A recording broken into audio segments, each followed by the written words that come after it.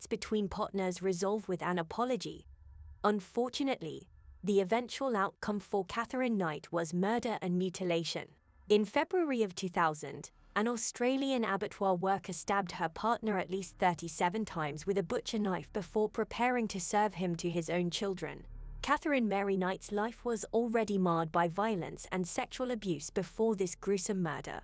Katherine Mary Knight, whose parents were Barbara Ruffin and Ken Knight, was born on October 24, 1955, in Tenterfield, Australia, as the result of an extramarital affair. Not only did Ruffin have 4 sons from a previous relationship, but she also met her future husband, Knight, through her first spouse. When news of their encounter became public, it shook the foundations of their conservative community. After such a turbulent beginning, Knight's unstable upbringing didn't improve much. Her alcoholic and aggressive father assaulted her several times a day. According to Knight, she was a victim of sexual abuse at the hands of multiple relatives until she was 11 years old. Knight had a reputation as a terrifying bully in school. She dropped out of school when she was 15 to take a job in a textile factory, and she never learned to read or write. After a year of searching, she finally obtained her dream job as an animal butcher. According to journalist Peter Laller's account in his true crime book Bloodstain, Katherine Knight was so dedicated to her work that she kept her first pair of butcher's knives above her bed. And she did, in due time. Knight met David Kellett, a wild drinker with a penchant for fistfights, while they were both working at the butcher shop. Knight, who was no stranger to physical conflict, shocked her new beau by joining in on one of his drunken brawls.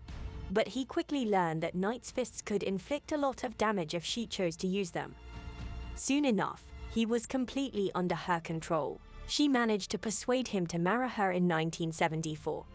She warned him that her daughter could get angry, and he was so drunk the whole time that her mother said he had a screw loose somewhere.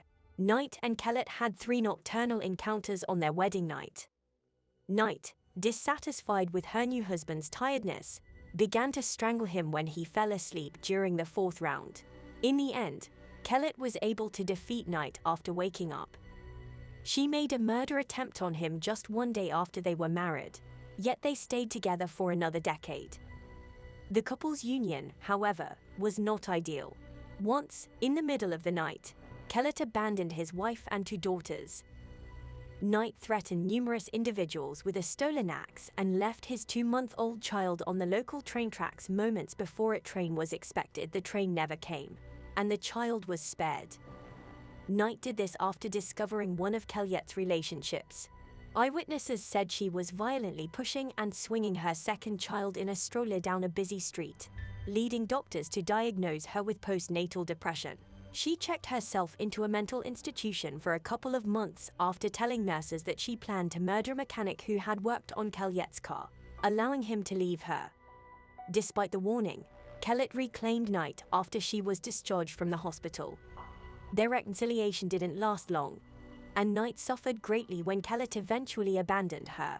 Shortly after Katherine Knight and Kellett broke up in 1986, she began an intense relationship with David Saunders, a local miner. Saunders joined her and her 2 young girls within a short period of time.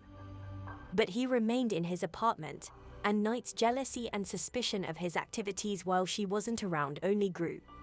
This relationship followed the pattern of her past ones and rapidly became abusive. She once killed his 2-month-old dingo puppy in front of him as a demonstration of her abilities.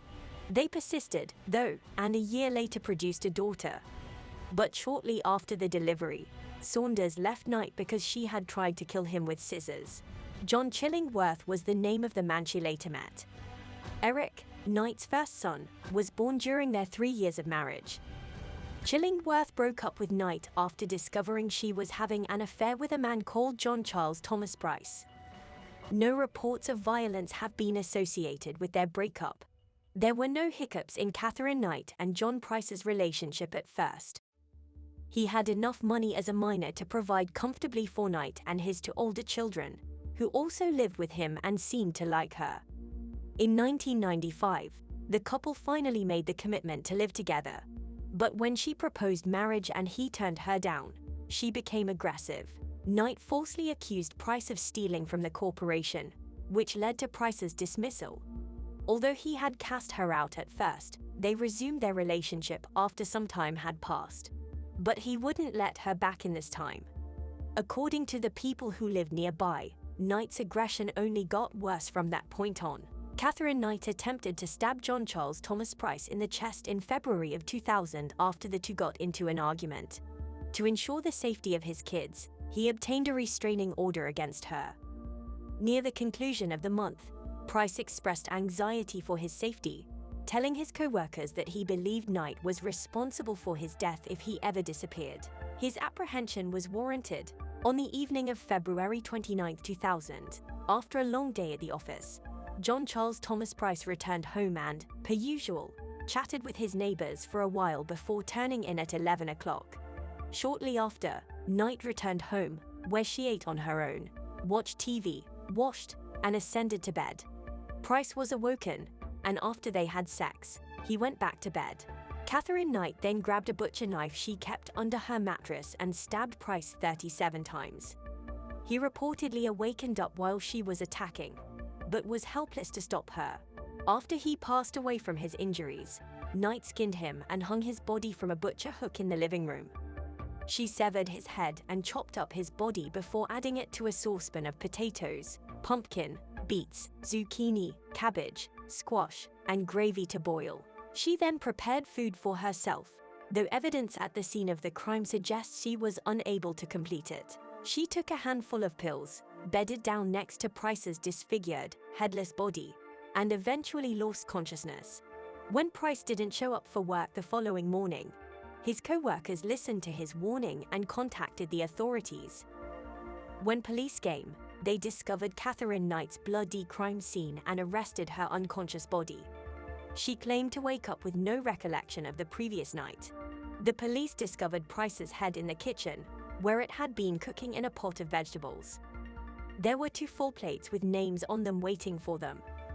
The police learned with shock that Knight had intended to feed his kids John Price's remains. Katherine Knight was swiftly charged with the murder of John Charles Thomas Price, despite her assertions that she had no memory of the night he was killed. Her trial began in October 2001, but it was a failure. Judge postponed the case without hearing testimony after Knight changed her plea to guilty for unknown reasons. On that day, she was taken away to serve her sentence, and the judge had her file stamped never to be released. A woman in Australia has been sentenced to life in prison without the possibility of release. Even now, Knight insists that she is innocent and won't take responsibility for her behavior. Katherine Knight has already attempted to appeal her sentence and been quickly dismissed. She continues to spend her life behind bars at Silver Water Women's Prison,